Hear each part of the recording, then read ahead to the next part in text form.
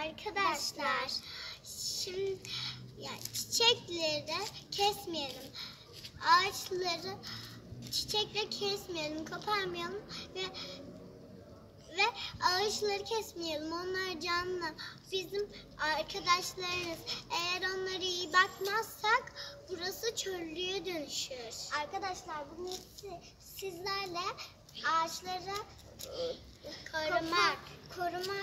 korumayı öğrendik.